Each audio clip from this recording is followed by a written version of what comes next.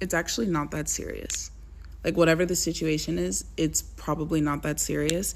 And you making it a very serious, like, high critical situation, the reality is, right, even if the problem you have, the challenge you're facing, or whatever the situation is, even if it is actually quite serious, you making it serious in your mind, like, psychologically is just adding stress. Like, it's adding stress, but the more stress you put into a situation does not necessarily contribute to, like, a better outcome. Like, you being really fixated on a specific end result, or fixated on the complexity you think it takes for you to, like, materialize a situation or a plan in the way you have it in your mind, does not mean that it will actually turn out any better. The things that contribute to you getting an outcome that you want are the things you do, right? Like, the actions you take, not the mind, like, work that you're doing, not the thinking, not the, like, the extra criticality you're using is just creating stress in your body. Like, you're now approaching the same task, but with a dysregulated nervous system. But if you viewed that exact same situation from a position of, like, oh, it's not that serious, you would actually work way better. So, like, I'm thinking now of times where, okay, I'll give you an example from, like, last week, right? I was giving this presentation for, like, a prospective client. And when I tell you, this is so bad. I'm not usually like this. Okay. Should I lie? Okay, that's not a lie, but let me just tell you about this situation. Don't hold it against me, okay? Honesty is the best policy, okay? But anyways, I was preparing a presentation for this pitch. And, like, when I tell you the meeting was at 1 p.m. and at 1:03 p.m., I think was when I finished the slides. And, like, not just like, oh, I finished the slides. There was, like, a little thing that I wanted fixed. Like, no, like, there were still things on the slides at 1 p.m. that, like, would be very, very bad for the client to see, either because it's, like, the wrong client name, or, like, not framed to, like, the particular client we were speaking to, blah, blah, blah. Like, there were still material issues with this presentation as of like 12:51 of this present, like 12:51 p.m., 12:53 p.m., 1 p.m. I was still making changes. Like, I think 1:03 or 1:05 p.m., just as my, like, colleague was done introducing our team, and they were done introducing their team, and they're, like, handing it over for me to share screen. As I'm about to share screen is when I finished the slides, and then I shared screen. But you know what I was telling myself in the, like, 7 or 10 minutes before I was actually done, where, like, the meeting is impending, like, the meeting is about to happen and I'm not ready. I was telling myself the entire time, it's okay. I'm calm. Everything's good. I'm going to be ready. Everything's fine. Don't panic. Because I knew that whether or not I was working from a state of panic or working from a state of, like, complete control and confidence that everything was going to work out, the time would pass anyway. Like, it was 12:51 p.m. I knew, like, I'm, like, noting this because I was, like, prominently watching the minutes tick by and, like, seeing, okay, what can I do at this time, right?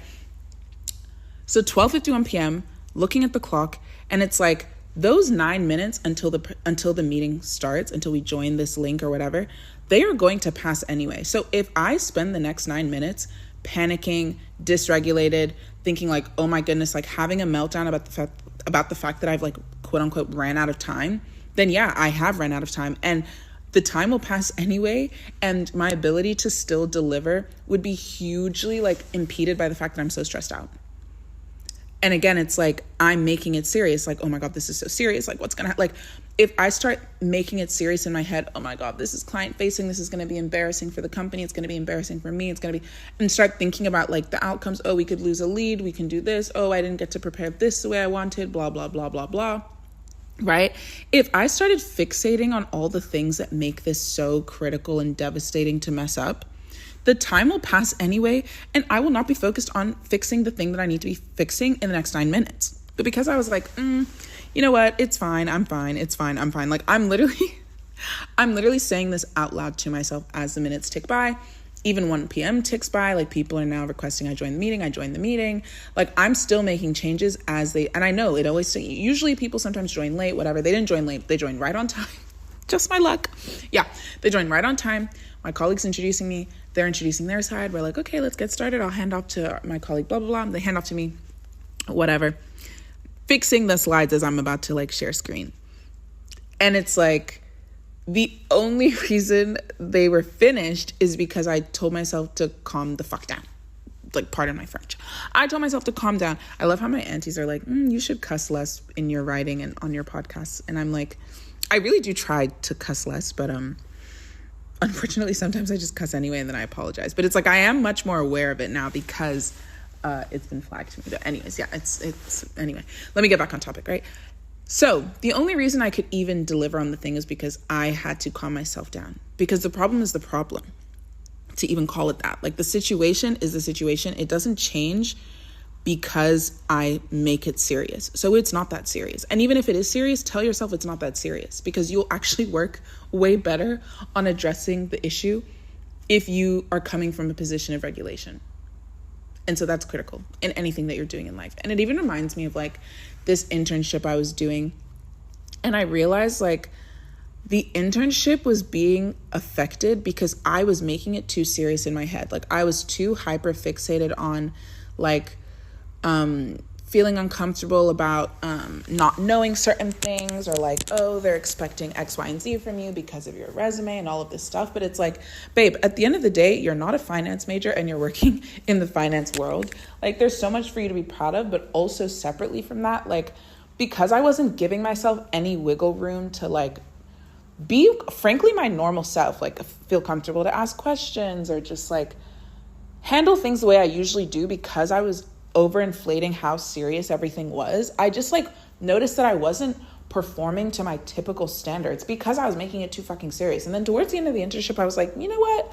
Why am I this stressed out? Like, I do not die at the end of this summer if things don't work a certain way. And it's like, when I gave myself that permission to relax, like, it was so much easier to get things done. And it was crazy because I think I'd never really even had that experience before, from like any kind of work or academic perspective of like working on something and making it too serious and then like not delivering. So it was actually like one of my first summers being hyper aware of that. And I think it's because of, I don't know, certain conversations that summer and certain like diversity initiatives that were done that really highlighted to me like structural challenges I was facing at jobs. And suddenly once it was highlighted, I was like, oh my God, that actually is really hard. But isn't it crazy how that same thing was really hard before too, but I wasn't thinking of it that way. So I was just finding ways to work around it. But once it was surfaced, it was so glaring that I was like, oh my goodness. And then it became kind of overwhelming. And I noticed that, again, I was making shit too serious. And I literally had to like check myself, at some point during that experience and be like, girl, are you good? Like, it is not that deep. And then in saying that to myself, I was able to like get a lot more out of the experience. But yeah. There is so much more that you can do for yourself when it comes to handling any situation you find yourself in if you get yourself to calm down. Like, I think that's actually the first thing you should try to do when you're faced with any kind of dire circumstance is, I know this is difficult. I can acknowledge that, and calming myself down or giving myself that extra minute is not me not acknowledging the difficulty of whatever situation I'm in. And obviously the ones I've listed are not like genuinely that difficult. And especially saying it out loud, it's like, okay, that's a work thing. It's not life or death. But that's the whole point. It's like most of the time, these situations are not life or death. And you need to remind yourself of that. Even if the worst case scenario comes true, you will learn from it. It will teach you something. It will be an experience. It'll be something to laugh at. It'll be something to write in your memoir. Like, it's not that serious. In fact, it's lore. So why stress yourself about it, right? And once you can kind of regulate yourself, you'll find that you're moving through these situations with not just more grace from like a surface level perspective, but like moving through them more effectively, especially when it's crunch time. But it's funny, the example I gave you was so recent, but the thing that was coming to mind as I like was starting this episode even was, I remember in high school basically doing all of my most important academic work all the time at the very, very, very last minute. And I cannot express to you enough how last minute my work style was, because I just had like raging, untreated and undiagnosed ADHD that was like masked by intelligence and like hyperfixation and curiosity in the subjects I was learning. So like it all canceled out, luckily for me, in terms of like academic performance. But my actual life was so chaotic. But I found that like I couldn't even, I honestly, I just feel like I accepted myself, because I could not even get myself to think about starting an assignment of any kind unless it was the like least amount of time possible I could spend on the task. So what I found myself doing after a while was like, okay, I know that if it's a Friday, like after school or whatever, that there's no point in me even touching my books, because like if I touch them now, I'm not going to be effective anyway. And so I would just allow myself to rest. So I remember junior year, like my parents are so worried. They're like, you're so busy. Like, you don't have time for a social life. They always like to recount like the history of that year back in that way. And I'm like, I feel like I never slept more because I didn't have a social life. I was very accepting of my like procrastination habits. So I spent basically every weekend from like Friday after school until like Sunday at 10 p.m. like sleeping shamelessly. Like no cares in the world about like what I had going on. I would only start studying of any kind if I knew that I actually needed to be working around the clock earlier than that, like 10 p.m. on Sunday. And frankly, 10 p.m. on Sunday is when I would just simply figure out what I had going on for the next week. It's not even like I was actually going to do any work at that point because I don't like working in the evenings. And then I would figure out what's going on, maybe open an agenda, close it again, and then wake up at like 4 a.m. on Monday, and that's when the work would begin.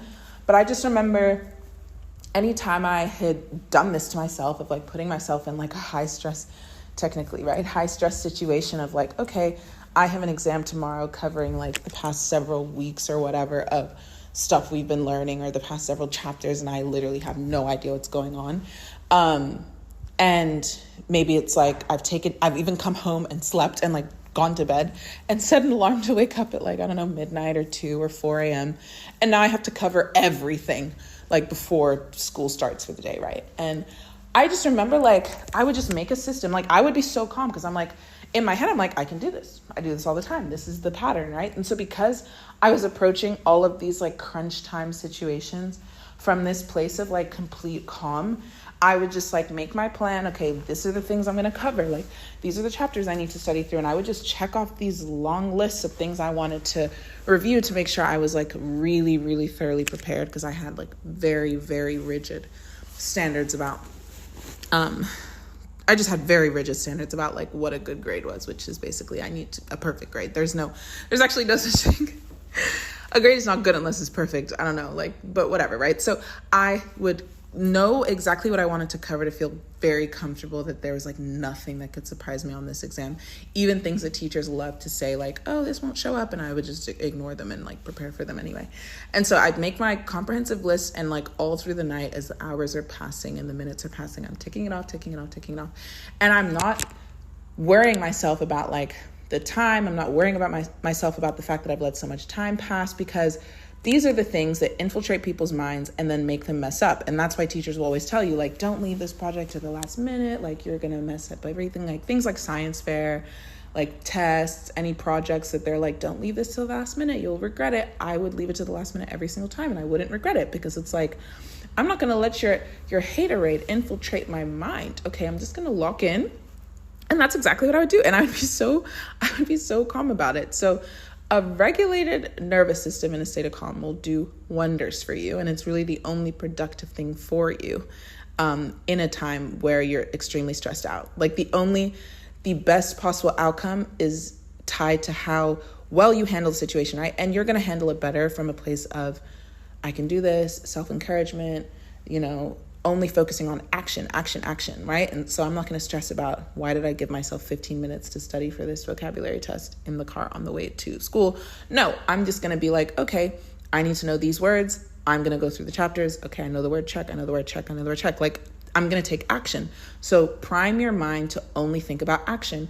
And stress at that point is noise that gets in the way of action, right? As you're doing the actions you need to have a plan to set those actions out, and you need to be able to focus on the actions that you're doing so that you can do them well.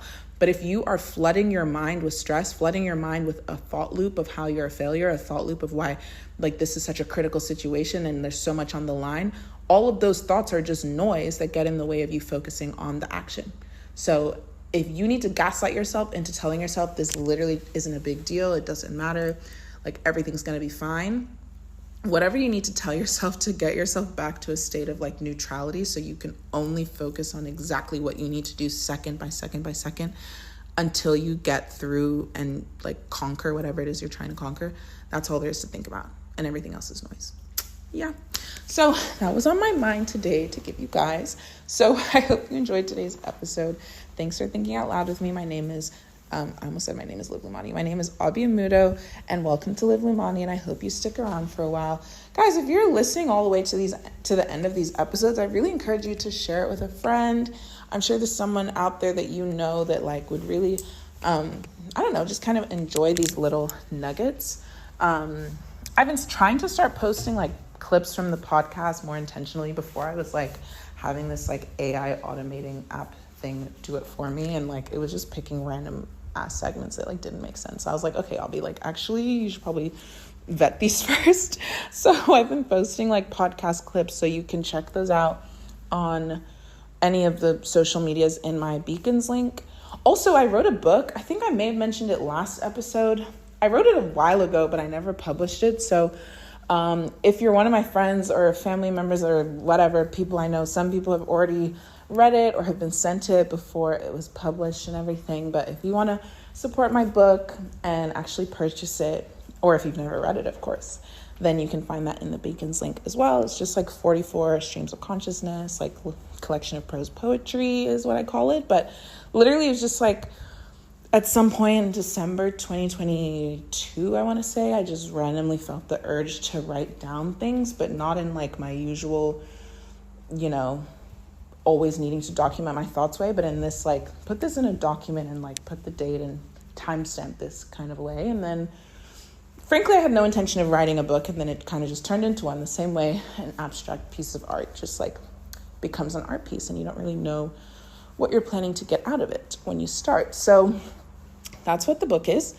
I'm like horrible at publicizing it. I'm like not great at describing it, but people do really enjoy it. I feel like I've gotten good feedback about it and it resonates with people, but it really is just like whatever was on my mind on that day, written down, pretty unfiltered, pretty much non-revised whatsoever. And yeah, that's it. So you can check it out. And I will see you guys in the next episode. Drop a emoji of some books or reading or writing or whatever emoji you like in the comments if you made it all the way to the end. And I'll see you guys next time. Mwah.